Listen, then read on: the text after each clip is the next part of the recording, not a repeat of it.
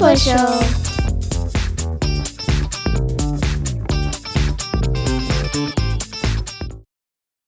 Hello, we are from the Südpolshow on 92.4. My name is Annika. And my name is Serena. And my name is Jared. Can you introduce yourself with your name and your job? That's amazing. Yes, my name is Jared Bush.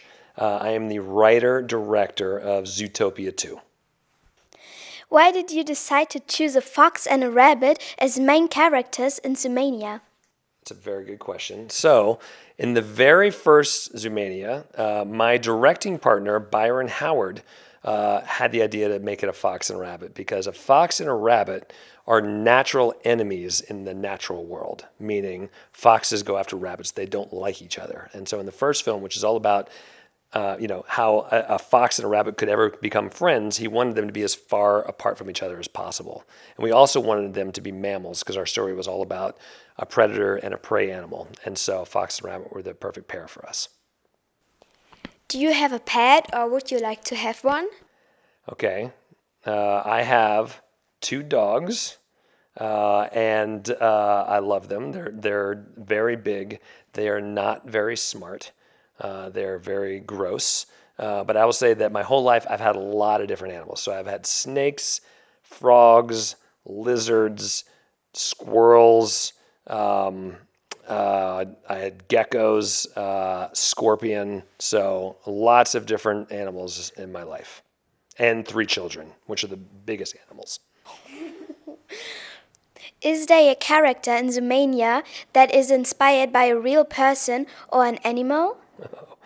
I mean, I'd say there's many. I think as we're moving through the story, we always draw inspiration from the world around us.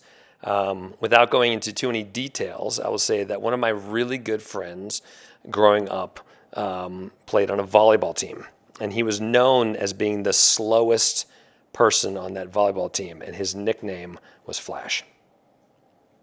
With which character from Zoomania can you identify the most? I honestly have to say Judy Hopps. I really love the way that she looks at the world. She's a hopeful character. She's optimistic. She tries really hard. And I think that she believes that the world is ultimately a good place. Even when things are difficult, she believes that, and I think the same thing. If you lived in Zoomania, which animal would it be? Oh man, there's so many things. I gotta say, an animal I think would be the coolest to be would be a flying squirrel. Because I think it's a mammal that can sort of like jump off a building and glide places. That just seems fun. So I think I'd go with a flying squirrel. Yep. In which area of Zoomania would you prefer to live in? Well, I'd say can I give you 2? Because there's 2 that I'd like. One is we have this new area called Marsh Market, which is where the semi-aquatic animals live, sort of animals that are below water and above water. I've spent a lot of the time in a city called New Orleans, which is somewhat the personality of this Marsh Market area. And the food is so good. So I'd say I love seafood, so Marsh Market would be great for that. But I also really love cold weather. So Tundra Town I'd also feel pretty happy in. Who's your favorite character? Oh my gosh, that's so hard to lock that down. My favorite character. I love them all. Something that when you're working on a movie, and certainly when you're writing it, these movies take 4 to 6 years to make any of these movies.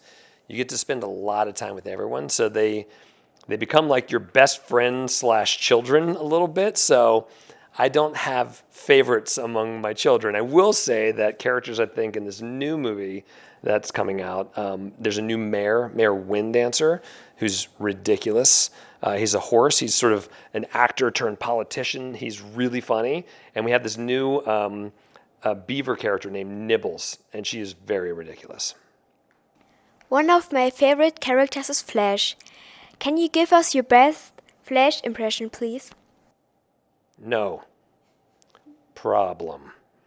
That's how he would talk. So the thing about Flash that he does a lot is that he says a word and you think that's the end of the sentence, and then when he says the next word, it changes what the sentence means. So when you say do that, I say no, Way! That sounds great. That was a really fun thing in terms of writing Flash in the first film. Something he did a lot was start and stop constantly, and it made Judy crazy.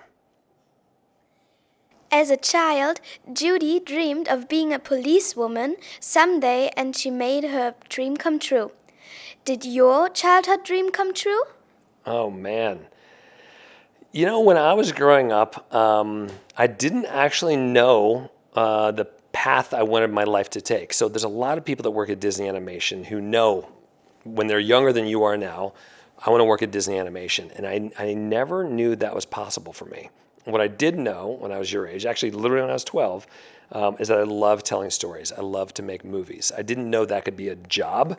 I literally it never occurred to me that that's a way to make a living. So it wasn't until I was after college that I went, maybe this could be a way I make a living. And I feel very lucky to be able to tell stories as my job now. What's your favorite scene in Zoomania? The new Zoomania or the original? Both. Okay. My favorite scene in the new Zoomania movie. Well, I would say my honest answer is actually a spoiler, so I can't tell you what the scene is, but I'll just say there's a very important moment between Nick and Judy that may be my favorite thing I've ever written. So I'd say it's towards the end, and I love it. You'll know it when you get there. It's a very important moment between the two of them. In the first film, I think it was Flash at the DMV. That scene was so fun to write. You know, sometimes when you write something, you laugh when you're writing. It doesn't happen very often for me, but sometimes you do, and that was one of those ones. And every time I saw another artist start to work on it, it got funnier and funnier and funnier. How does the story continue in part 2? Well, you know, at the end of the first film, Nick and Judy became partners. And this movie starts right after that, so it's just a week later. And so we wanted to say, well, what happens to their partnership now? What's the new case? How are they as a team? And so this is literally the next week. We see them trying to be a team, and we discover very quickly that they still have a lot of learning to do about one another. They're not great yet, but they have the potential to be great, and that's what the story is all about. And very early, they find a very important clue that sets them on a new mystery. How did you come up with including a snake in the story?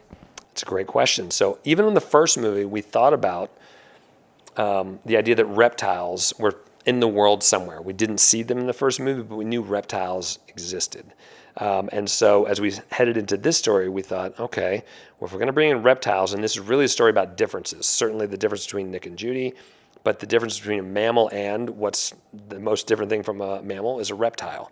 And so then I thought to myself, okay, well, if we have a reptile, what's the most different type of reptile? And the one that more people would have an opinion about, and that is snakes. A lot of people are afraid of snakes. Are you two afraid of snakes, or are you okay with snakes? Yeah. You don't like snakes? It's okay. You're okay with snakes? I'm okay with them too. You're also okay with snakes. Well, But not spiders.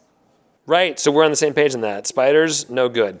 So early on, a lot of people on our crew were very afraid of snakes. We wanted to use that. There's sort of a natural thing that a lot of us have where we're a little nervous around snakes, and we wanted that to sort of be already in the story of the world as we came into it, so that Nick and Judy have to deal with an animal that inherently is something that people are uncomfortable around.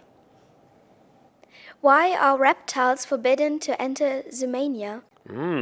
Well, this is somewhat the mystery of our story. So I think what you'll find early is that that reptiles are actually not forbidden to be in Zootopia, only very specific snakes, dangerous snakes. But the reason that there aren't reptiles is part of our mystery, and the answer to that is part of the mystery from 100 years ago. So to really understand why there are no reptiles, you have to understand the history of Zootopia, and you'll discover that in this movie. Many producers worked on the movie. Was it hard to come to an agreement? You know, that's the best part of my job, is that I think we are at our best when everyone's talking and everyone has an opinion. And so I think we honestly sit in a room, not unlike this, and we talk about the movie a lot. And we try to come up with what's the best way to tell the story. And sometimes we try things and they don't work. You know, we'll sort of spend weeks and weeks working on something, and ultimately we'll go, I think this can be better, or that's still confusing, or this isn't funny enough. And we all get together again and we keep talking. And I'd say something that's really important at Disney Animation is that the very best idea, the funniest idea, or the most emotional idea always wins, no matter who it comes from. So the story at some point starts to tell you what it wants to be, and it's our job to listen to it. In the movie, Judy and Nick have to attend the Partners in Crisis meetings. Yes. Who is your partner in crisis? Oh man. Well, first, my wife, first and foremost. I've been married for 22 years, and my wife, Pam, is my partner in crisis at all times because we see the world very differently, but we are better because of our differences. And so that's a really important part of that. And then I'd say, I have great partnerships with Byron. He's my directing partner. Same thing. We're very different. The way that we approach story is very different. And then we also have our amazing producer, Yvette Marino. She was also our producer on the movie Encanto. I really rely on her. She has a very different point of view.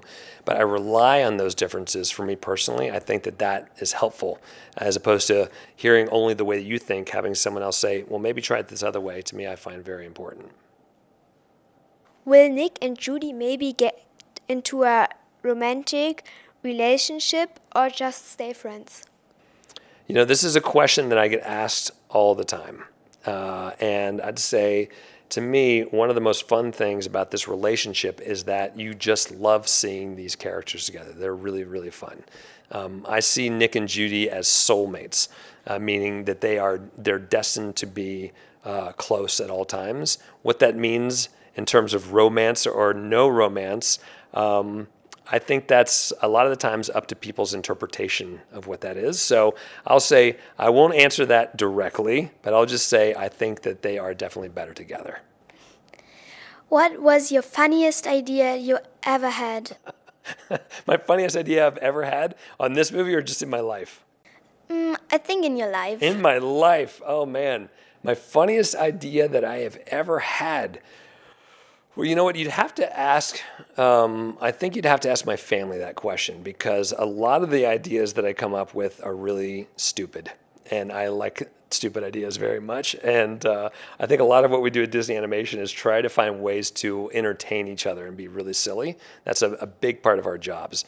I'd say I've been really lucky to work on a lot of really fun movies and a lot of really fun stories. And I'd say the moments I tend to love the most are ones where it's two characters having to deal with one another and dealing with their differences. And whether that's Nick and Judy, or that's Maui and Vaiana, or whether that's Mirabel and Tio Bruno, there's something really fun in those things. So I'd say, there's a lot of moments I really love. It's hard for me to choose just one thing. I'd say the thing that I think other people in my family would probably say is that when I was a little older than you are now, I was in a home movie and I had a role. And in that role, I had to run through a door very quickly, as fast as I could. And we did this scene like 4 times. And on the 5th time, I ran through that door and I hit it as hard as possible. The door didn't open. And I smashed my face and I landed on the ground. And it was everyone's favorite day. And what I didn't know until about a minute later was that my dad was inside and he locked the door on purpose so that I would hit the ground as hard as I could. So I'd say that was probably my favorite moment, but not because I did something, but because I was the butt of a joke, and I appreciate that to this day. Thanks for the interview. Can you please greet our Südpolshow listeners in German? Of course, natürlich. Was geht ab, Südpol? Ich heiße Jared Bush, Direktor of Zoomania 2. That's all I got. How's that? Good. Yes, okay. I'd say servus. Servus.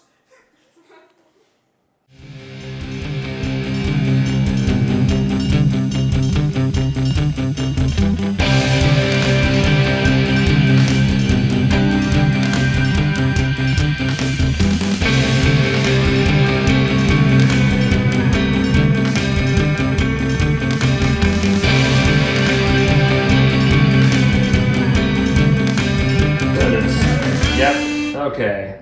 Rindfleisch Aufgabenübertragungsgesetz. Which I know what that means, but just in case Amy doesn't, can you translate that for her?